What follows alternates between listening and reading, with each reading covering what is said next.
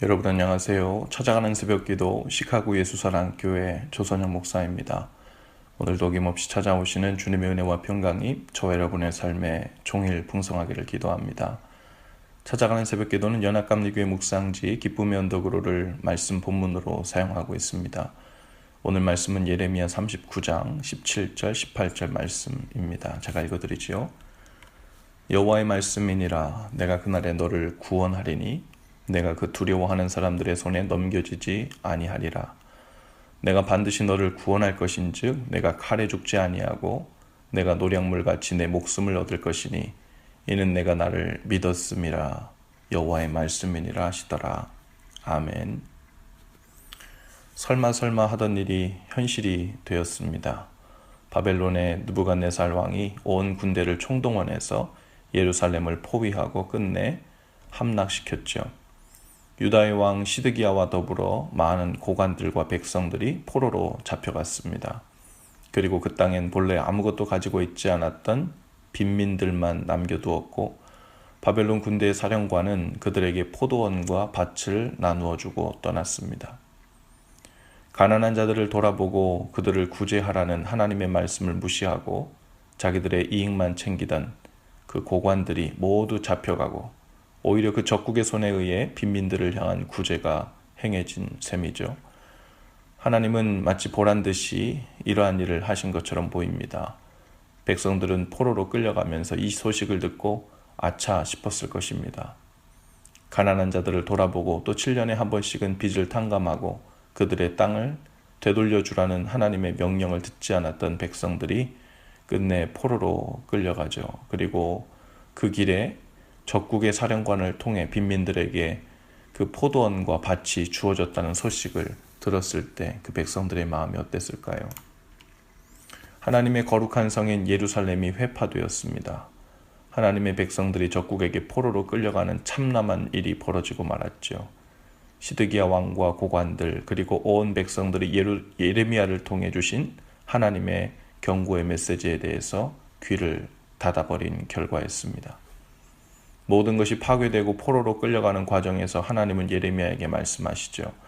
내가 너를 구원할 것이다. 반드시 너를 구원할 것인즉 이는 네가 나를 믿었음이라.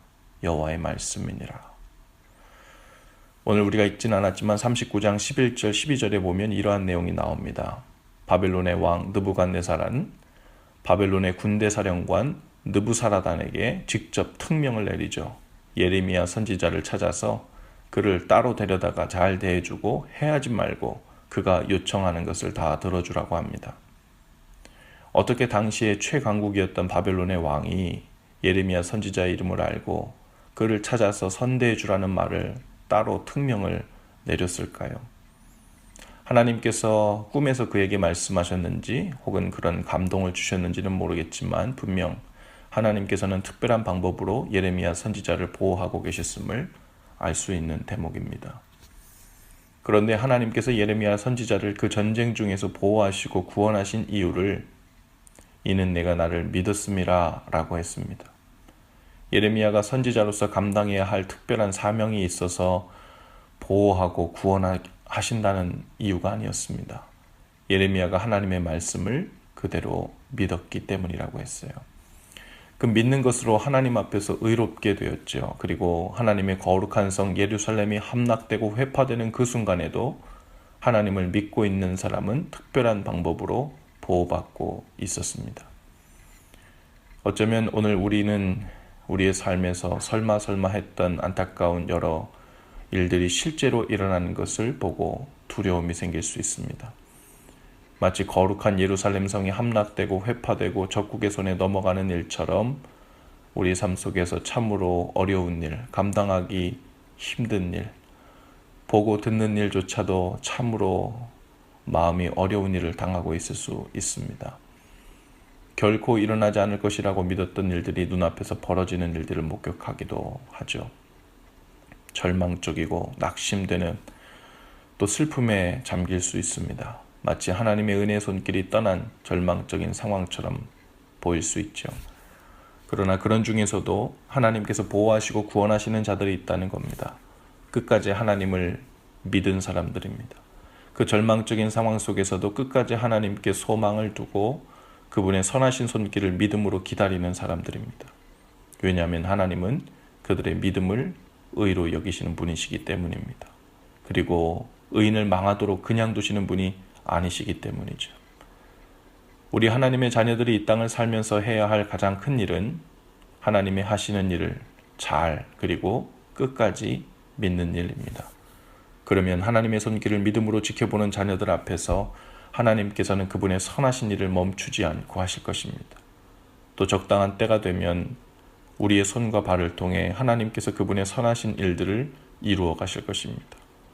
그 모든 일은 하나님을 믿는 일부터 시작되죠. 오늘도 저와 여러분의 삶 속에서 어떤 놀랍고 절망적인 상황을 대한다고 해도 하나님을 잘 그리고 끝까지 믿고 의지함으로 하나님의 구원의 손길, 보호하시는 손길이 우리 삶 가운데 늘 머물게 되시길 주님의 이름으로 축복합니다. 기도합시다.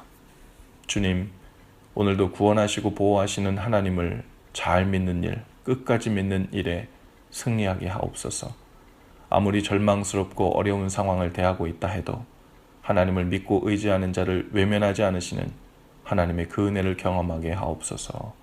예수님 이름으로 기도합니다. 아멘.